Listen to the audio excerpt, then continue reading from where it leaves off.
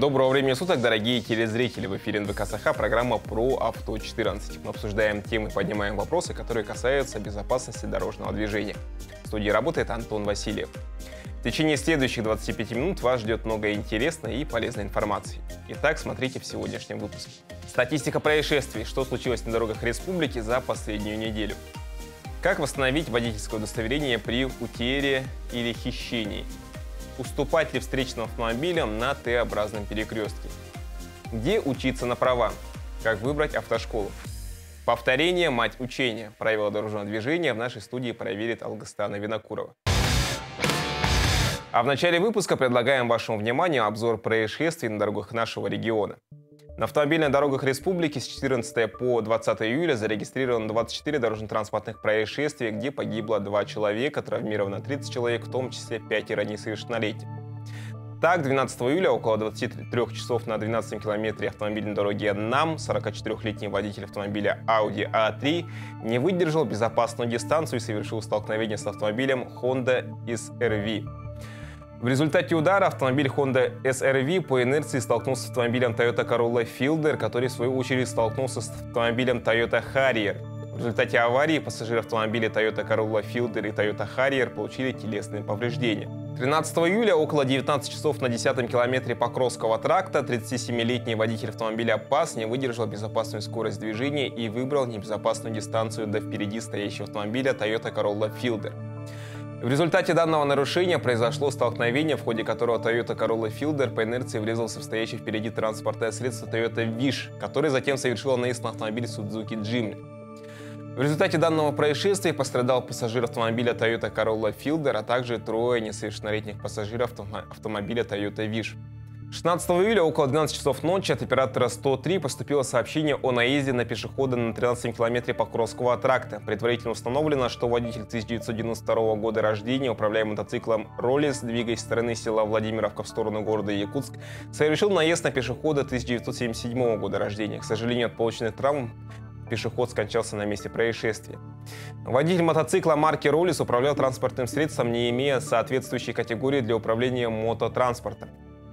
17 июля около 14 часов дня на Покровском тракте водителем 1964 года рождения, управляющим автомобилем Nissan Vanette, совершен наезд на 2 несовершеннолетних пешеходов, которые переходили дорогу по пешеходному переходу. Прибывшая бригада скорой помощи доставила одного из пешеходов в медучреждение для обследования. На месте автоаварии работали сотрудники госавтоинспекции и следственно-оперативная группа.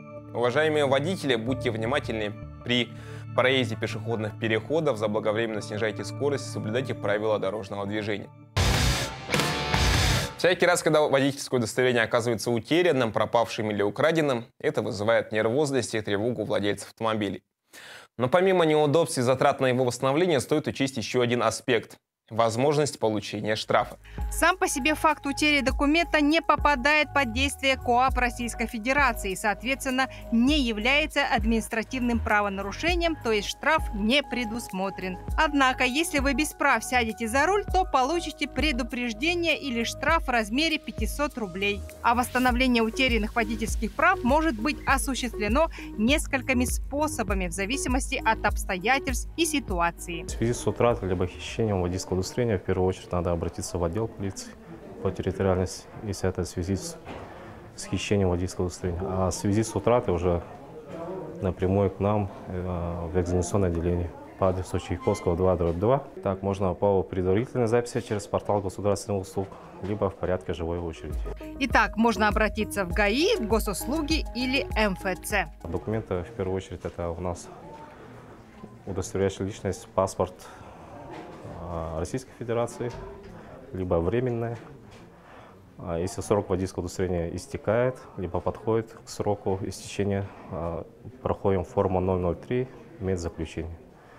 И в порядке этого продлеваем водительское удостоверение на 10 лет. А еще из документов необходимый СНИЛС и госпошлина, которая составляет 2000 рублей.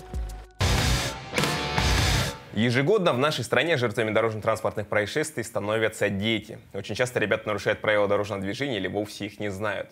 С чем связаны повышенные риски детского травматизма, о чем стоит позаботиться родителям? Какими знаниями о средствах индивидуальной мобильности вооружить ребенка, чтобы он не стал ни виновником, ни жертвой столкновения? На эти и многие другие вопросы мы поговорим с Ириной Ефремовой, инспектором отделения пропаганды и безопасности дорожного движения Управления госавтоинспекции МВД по Республике Саха-Якутия. Ирина, здравствуйте. Здравствуйте. Отмечается ли рост детской аварийности с началом каникул? По статистике 6 месяцев отмечается снижение. Но нужно помнить, что в летний период у нас всегда увеличивается количество ДТП, в которых страдают дети.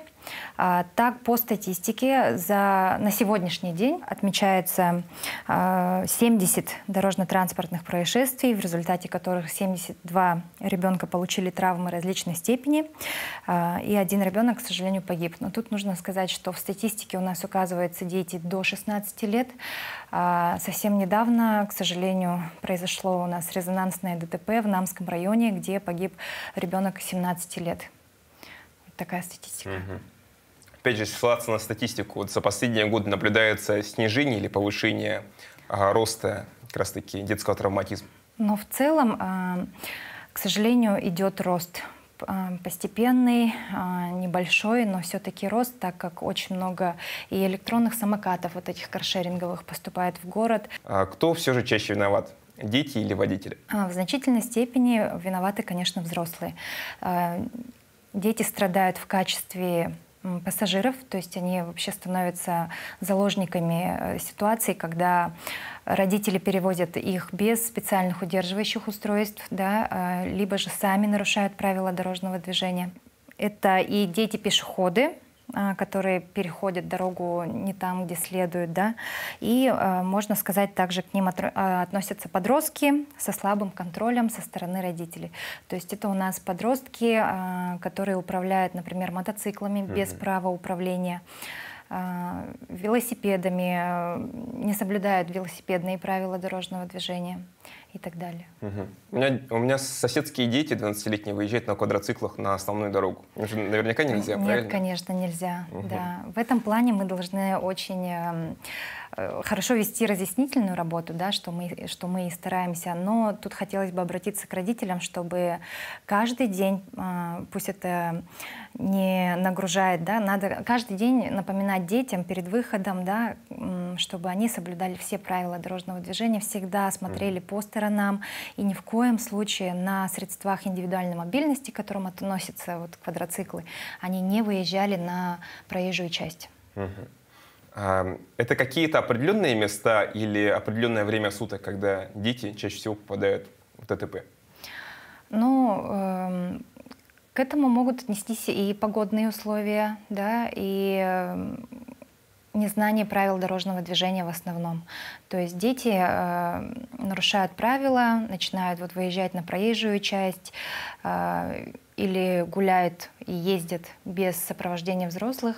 Например, на средствах индивидуальной мобильности дети до 7 лет обязательно должны быть в сопровождении взрослых и ни в коем случае не должны кататься на вот этих вот каршеринговых электрических самокатах, потому что там идет возраст 18 лет, по идее. Но, как мы видим, очень многие, то ли вот в приложениях они через родителей регистрируются, или, ну, многие ездят. Там, по-моему, паспорта не нужен. Да, к сожалению. Какие основные меры, которые вы бы хотели подчеркнуть,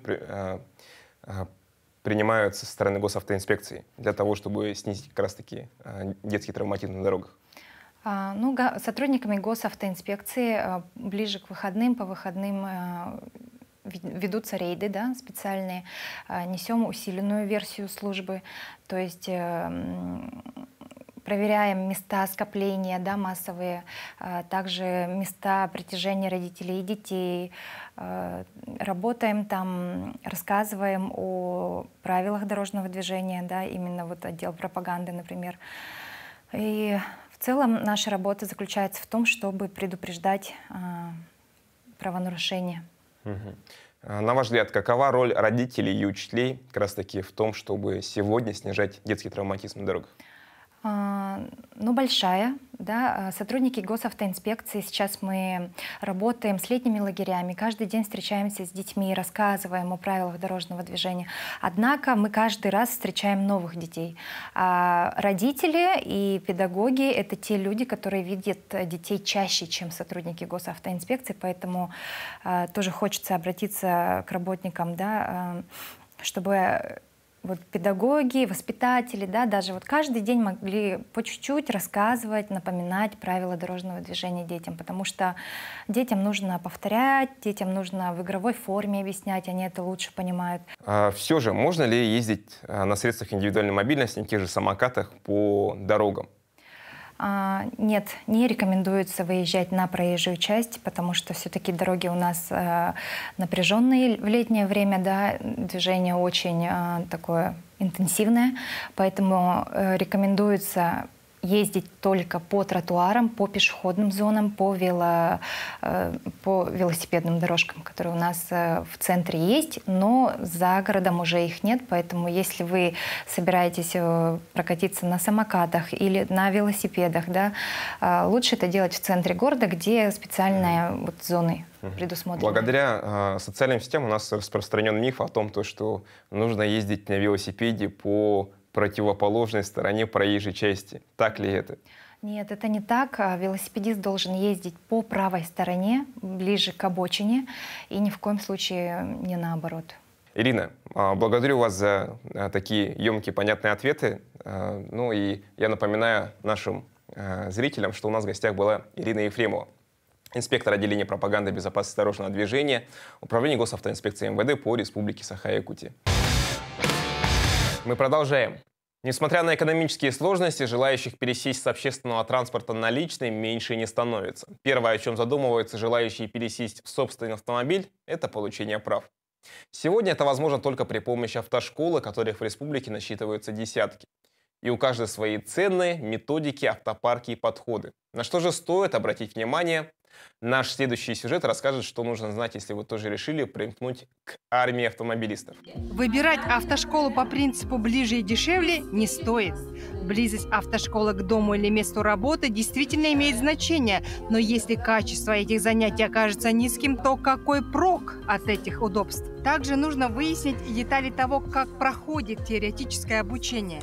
Зачастую по факту оно включает в себя несколько часов занятий, на которых разбираются только ситуации на дороге, встречающиеся в билетах на теоретическом экзамене.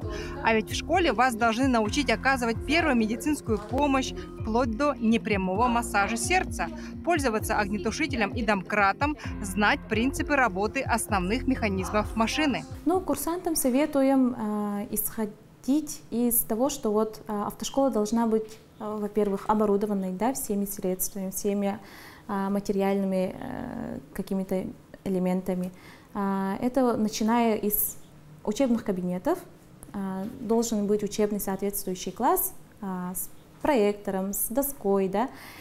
Дальше у нас есть еще учебный класс, где вот именно компьютерный класс, где сдают вот уже как в тестовом режиме, как уже в ГИБДД. Да? Получается, курсанты должны быть уже подготовлены сдавать именно на компьютере, именно тесты, вот экзамены. Обязательно изучите договор перед подписанием. В соглашении должны быть указаны сроки обучения, обязанности и права сторон, а также обозначено количество часов и место обучения. Будьте внимательны при чтении договора и обратитесь за разъяснениями при необходимости. По статистике, чаще всего нарушения ПДД происходят на перекрестках, правила проезда которых содержат массу тонкостей. И незнание их может привести к ДТП или штрафу. Регулируемые и нерегулируемые перекрестки, перекрестки с круговым движением, Т-образные перекрестки, перекрестки с прилегающей территорией.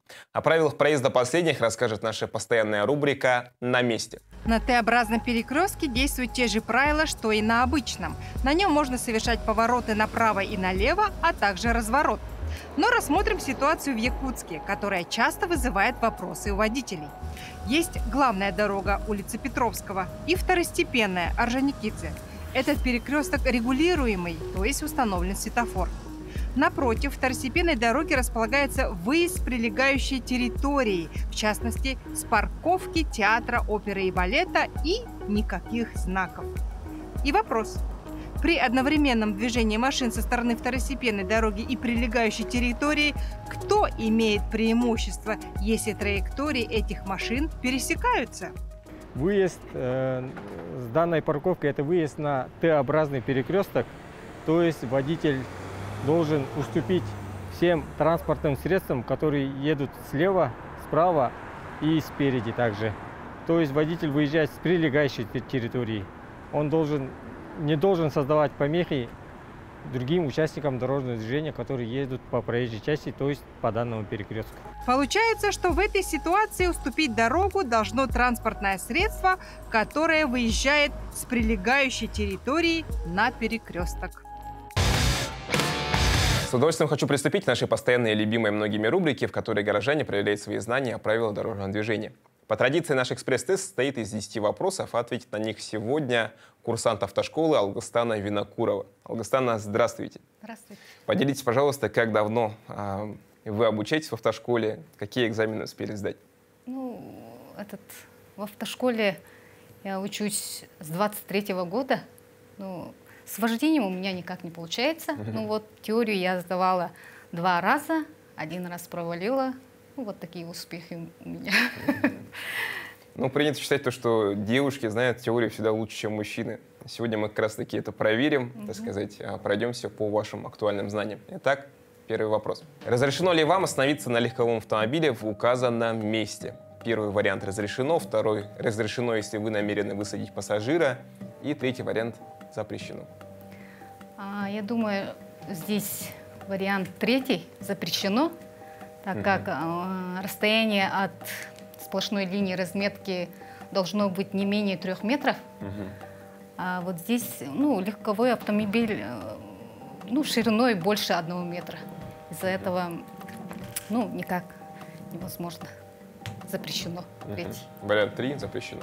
Хорошо, следующий вопрос. Можно ли вам после опережения грузового автомобиля продолжить движение по левой полосе вне населенных пунктов? Первый вариант можно, второй можно, если вы управляете легковым автомобилем, и третий нельзя. Здесь нельзя. Вне населенного пункта надо продержаться правее. Поэтому вариант 3 вы выбираете. Вариант 3. Хорошо. По какой траектории вам разрешается продолжить движение? Первый вариант только по А, второй только по Б, третий по любой из указанных. Здесь указан знак реверсивное движение, поэтому мне разрешено только по Б. По правой полосе я должна ехать, да? И только убедившись, я могу поменять полосу. Вариант номер 2 получается. Вариант номер 2. А разрешено ли вам выполнить разворот в этом месте? Первый вариант разрешено, второй разрешено, если при этом не будут созданы помехи движения маршрутных транспортных средств, третий вариант запрещено. Здесь, конечно, запрещено. На остановках вообще при любых обстоятельствах нельзя делать разворот. Итак, ваш ответ, вариант номер 3, запрещено. Следующий вопрос. Кто должен уступить дорогу? Первый вариант – водитель, намеревающийся начать движение от тротуара. Второй вариант – водитель, намеревающийся остановиться у тротуара. И третий – в данной ситуации водителям следует действовать по взаимной договоренности. Здесь вариант 1 – водитель, намеревающийся начать движение от тротуара. Хорошо. Ваш ответ – вариант номер 1. Ответ принят. Какие из указанных знаков запрещает движение транспортных средств, скорость которых по технической характеристике или их состоянию менее 40 км в час? Первый вариант только А, второй только В, третий А и Б. Вот здесь по А точно нельзя. И я думаю А и Б. Третий вариант. Хорошо. Ваш ответ, вариант номер 3, ответ принят. Как вам следует поступить, двигаясь по перекрестку с круговым движением? Первый вариант – уступить дорогу грузовому автомобилю, второй – проехать перекресток первым, и третий – действовать по взаимной договоренности с водителем грузового автомобиля. Здесь я нахожусь в круговом перекрестке с круговым движением, да? Из-за этого Ну, я как бы нахожусь на главной дороге, поэтому я могу проехать перекресток первый, второй Соответственно, вариант номер 2. Угу. Хорошо, ответ принят. Как вам следует поступить при повороте направо? Первый вариант — остановиться и дождаться другого сигнала регулировщика. Второй вариант — проехать перекресток, уступив дорогу трамваю. И третий вариант — проехать перекресток первый. При таком жесте регулировщика, да, мне разрешено во всех направлениях. Ага. А вот трамвай ждет другого жеста регулировщика. Поэтому я могу проехать перекресток первый. Третий вариант. Хорошо. Вариант номер 3. Ответ принят. Каковы ваши действия в данной ситуации? Первый вариант — объедите грузовой автомобиль справа по обочине. Второй — продолжите движение только после того, как грузовой автомобиль освободит полосу движения. И третий — допускаются оба варианта действий. Вот здесь по обочине вообще нельзя. Ага. Ответ второй. Только после того, как грузовой автомобиль освободит полосу. Хорошо, ответ принят. И последний вопрос. При перестроении на правую полосу в данной ситуации вы, первый вариант, должны уступить дорогу автомобилю, движущемуся по соседней полосе, или второй вариант, имеете преимущество в движении? Должны уступить дорогу автомобилю. Ваш ответ — вариант номер 1. Хорошо, ваши ответы приняты, а результаты проверит преподаватель ПДД, эксперт Анастасия Бушуева. Добрый вечер, уважаемые телезрители. Итак, проверим знания из области правил дорожного движения Алгыстану. Итак, первый вопрос. Разрешено ли вам остановиться на легковом автомобиле в указанном месте? От остановившимся транспортным средством до сплошной линии должно быть 3 метра. Ширина нашего автомобиля имеет не менее, то есть 1,5 метра, 4 минус 1,5, это будет 2,5, а нам нужно 3 метра, поэтому здесь запрещено останавливаться легковому автомобилю. Ответ 3. Правильно ответили. Можно ли вам после опережения грузового автомобиля продолжить движение по левой полосе вне населенных пунктов? Вне населенного пункта мы должны двигаться по правому краю проезжей части. Если мы опередили этот автомобиль, то мы не должны продолжить движение по левой полосе, а должны занимать уже ранее занимаемую полосу, это правую полосу. Поэтому ответ 3. Нельзя. Ответ был правильным. По какой траектории разрешается продолжить движение? У нас установлен знак 5.10, выезд на дорогу реверсивным движением, и вы должны поворачивать с правой крайней на правую крайнюю, то есть по траектории Б. Ответ 2. Разрешено ли вам выполнить разворот в этом месте? Здесь Алгыстана правильно ответила, что на остановке маршрутных транспортных средств нам разворот делать, конечно, ни в коем случае нельзя. Здесь еще и запрещается задний ход, но здесь мы можем только посадку-высадку пассажиров, но при этом не должны создаваться помехи в движении маршрутных транспортных средств. Ответ – запрещено. Кто должен уступить дорогу? Когда мы начинаем движение, у нас нет преимущества. При остановке и стоянке, когда мы начинаем свое движение, мы должны показывать указатель соответствующий. Но здесь, конечно, должен уступить дорогу водитель, намеревающийся начать движение от тротуара. Какие из указанных знаков запрещают движение транспортных средств, скорость которых по технической характеристике или состоянии менее 40 км в час? Это у нас знак 5.1 автомагистраль. По автомагистрали запрещается движение пешеходов, мопедов, а также других тихоходных транспортных средств, скорость которых менее 40 км в час. Значит, по автомагистрали менее 40 уже мы не едем. Б. Дорога для автомобилей. Знак 5.3. Хотя говорится дорога для автомобилей, но под этот знак могут двигаться автобусы и мотоциклы, и он дублирует все требования автомагистрали. То есть он тоже запрещает двигаться менее 40 км в час. В – это рекомендуемая скорость. Здесь ответ А и Б. Ответ здесь тоже был правильным.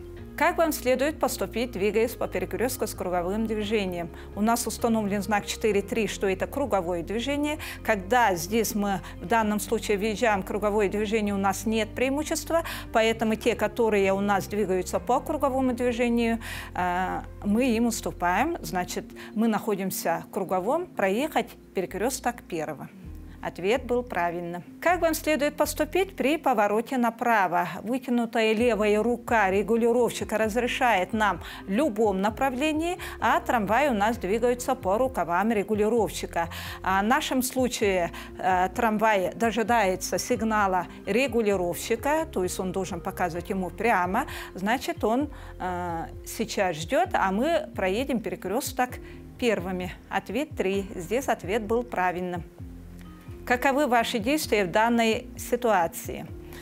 У нас грузовой включил свой левый указатель поворота, чтобы поворачивать налево, но нам перестроиться никак нельзя, потому что по обочинам нам двигаться ни в коем случае запрещается, поэтому нам придется продолжить движение только после того, как грузовой автомобиль освободит полосу движения. Ответ здесь был 2, и здесь Алгыстана тоже правильно ответила.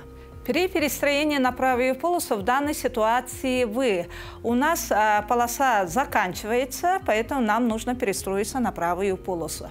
Ну, у нас легковой белый едет по своей полосе, и он хозяин своей полосы, как говорится, но те, которые не меняют свое направление, они имеют преимущество. Поэтому мы здесь должны уступить дорогу автомобилю, движущемуся по соседней полосе. Ответ был правильным. Итак, у нас Алгыстана ответила на все вопросы правильно, поэтому пожелаем нашей Алгыстане удачи, чтобы она сдала и теорию, и вождение. Спасибо. Уважаемые водители, соблюдайте скоростной режим. Не садитесь за руль в состоянии алкогольного опьянения, утомленном состоянии или под воздействием каких-то сильно действующих препаратов. И следите за техническим состоянием вашего автомобиля. Помните, от вас зависит безопасность всех участников дорожного движения. Всего вам доброго. До свидания. Вот и подошла к концу наша передача. Дорогие телезрители, будьте бдительны, соблюдайте правила дорожного движения и берегите себя. До новых встреч!